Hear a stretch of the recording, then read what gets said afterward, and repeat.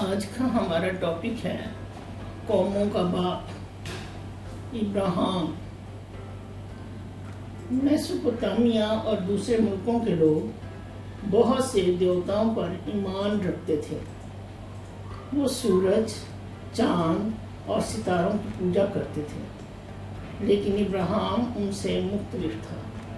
وہ ایک سچے خدا پر ایمان رکھتا تھا، یعنی خدا پر، جس نے سورج، چاند اور ستاروں کو بنایا۔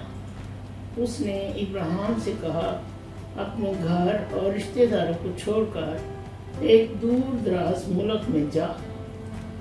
خدا نے نیا ملک اسے اور اس کے بچوں کو دینے کا وعدہ کیا۔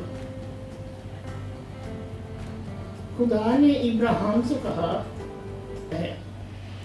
ابراہیم کے ملک میسوپوٹامیہ میں ایک عجیب دستور تھا۔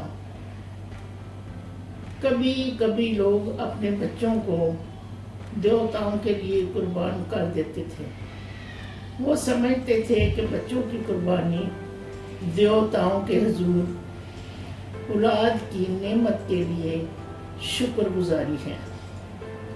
وہ سوچتے تھے کہ ایسا کرنے سے دیوتا بہت سے بچے دے گا۔ خدا ابراہیم کا امتحان لینا چاہتا ہے۔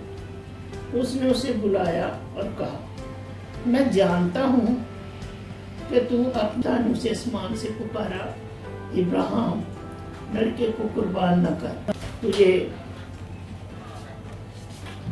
بہت برکت دوں گا، تو بہت سی قوموں کا باپ کہلائے گا۔ تیری قوم اپنے دشمنوں پر فتح پائے گی اور دوسری قومیں ان کے وسیلے سے برکت پائیں گی، کیونکہ تو نے میرا حکم مانا ہے۔ خدا اسحاق کے لیے بیوی چنتا ہے۔ ابراہیم بہت بوڑھا ہو چکا تھا اور اسے بہت برکت دی گئی تھی۔ ایک دن اس نے اپنے سب سے پرانے نوکر کو کہا، میں چاہتا ہوں کہ تو اسحاق کے لیے بیوی ڈھونڈے۔ تو خدا کے نام سے جو آسمان اور زمین کا خدا ہے، وعدہ کر کہ تو میرے بیٹے کے لیے کنعان کے لوگوں میں سے بیوی نہیں چنے گا۔ میرے ملک کو جا، اس کے لیے میرے لوگوں میں سے بیوی لا۔ لیکن نوکر نے پوچھا، اگر وہ لڑکی میرے ساتھ آنا نہ چاہے تو کیا کروں؟ کیا میں اسحاق کو تیرے ملک واپس لے جاؤں؟ ابراہیم نے جواب دیا، خبردار تو میرے بیٹے کو وہاں ہرگز نہ لے جانا۔ خدا نے مجھے میرے ملک اور لوگوں میں سے لے کر آیا ہے، اور اس نے مجھ سے سچا وعدہ کیا ہے کہ یہ ملک میری نسل کو دے گا۔ وہ اپنے فرشتے کو تیرے آگے بھیجے گا کہ میرے بیٹے کے لیے بیوی ڈھونڈے اور اس میں میری مدد کرے۔ اگر وہ لڑکی آنا نہ چاہے تو اس وعدے سے آزاد ہوگا، اور اگر تو میرے بیٹے کو وہاں ہرگز نہ لے جانا۔ نوکر نے وعدہ کیا، میں ایسا ہی کروں گا۔ نوکر نے اپنے مالک کے 10 اونٹ لیے اور اس کے وطن کو روانہ ہو گیا۔ جب وہ وہاں پہنچا تو شام ہو چکی تھی۔ عورتیں شہر کے باہر کنویں سے پانی لینے آ رہی تھیں۔ نوکر نے اپنے اونٹوں کو وہاں آرام کرنے کے لیے روک دیا۔ اس نے دعا کی، خداوند میرے مالک ابراہیم کے خدا، آج میری مدد کر کہ میں اپنے مالک سے کیا ہوا وعدہ پورا کروں۔ میں یہاں کنویں پر ہوں،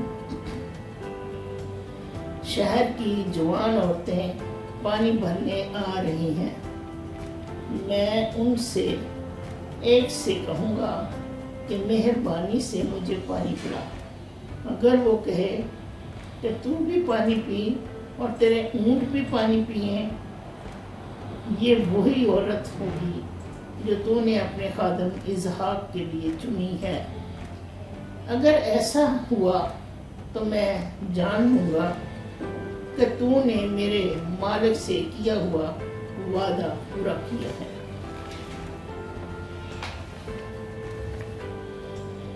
وہ ابھی یہ دعا مانگ ہی رہا تھا کہ ربقا پانی کا گھڑا لیے ہوئے آئی، اور ابراہیم کے بھتیجے بیتویل کی بیٹی تھی۔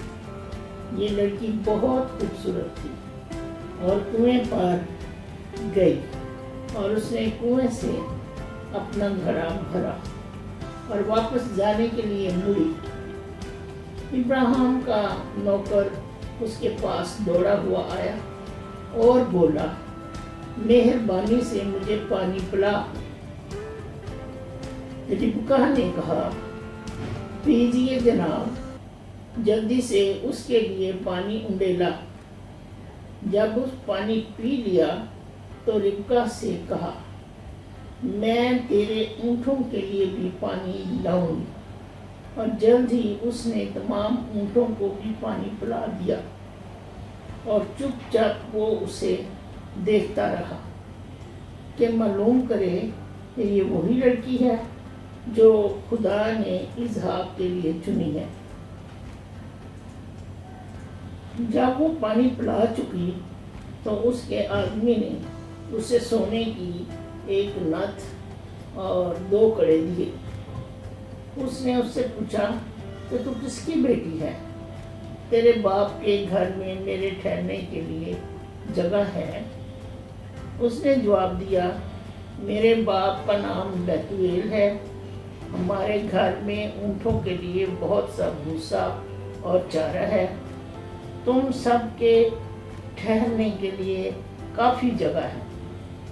جب ابراہیم کے نوکر نے گھٹنے ٹیکے اور خدا کا شکر ادا کیا اور اس سے کہا، خدا کا نام مبارک ہو، اس نے میرے مالک پر اپنے کرم کی نظر کی اور اپنا وعدہ پورا کیا۔ خدا نے مجھے سیدھا میرے مالک کے گھرانے میں لے آیا۔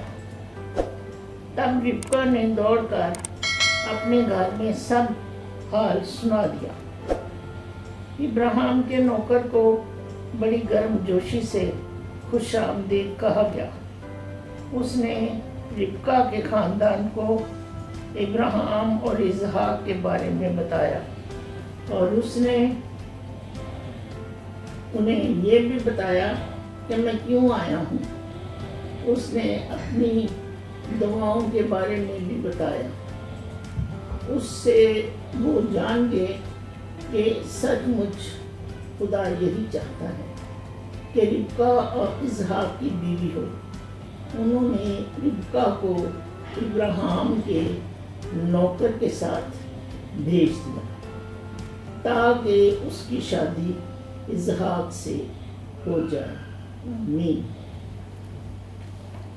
اگر آپ کو میری یہ ویڈیو پسند آئے تو اسے شیئر کیجیے، لائک کیجیے، تاکہ بہت سے لوگ اس کلام سے مستفید ہو سکیں۔ آمین۔